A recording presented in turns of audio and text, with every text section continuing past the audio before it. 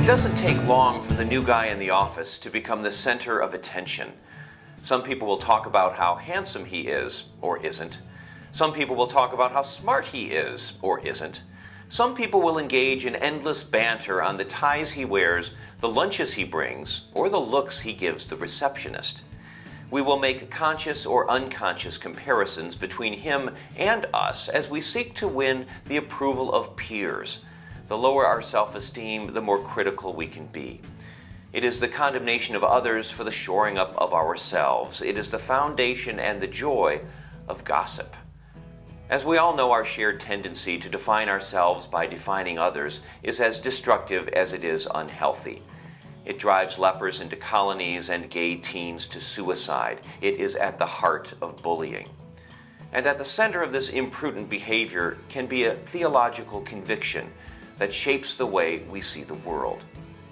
In Luke 18, we hear the parable of a proud religious man who goes into the temple to pray. He says, "God, I thank you that I am not like other people, thieves, rogues, adulterers, or even like that tax collector.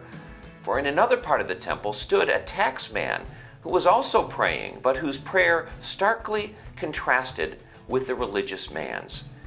All the tax man would say was, 'God, be merciful to me, a sinner.'" Jesus uses this story to say that the tax collector, not the religious man, was in the right. We notice this man refused to use comparisons or put-downs or push himself up by beating others down. Instead, he centered his attentions on his own shortcomings and failings. As we talked about last week, it's been said that there are two types of prayer: help and thanks. However, here, Jesus reminds us of a third, which may be more difficult, more important, and not insignificant to the challenges Christians face today. It's the prayer, "Lord, have mercy." In a culture cacophonous with judgmental voices, especially religious ones, we do well to remind ourselves that the heart of Christianity is a gift, not discovered or improved upon by our own activities, but by contrite recognition of our own shortcomings before God.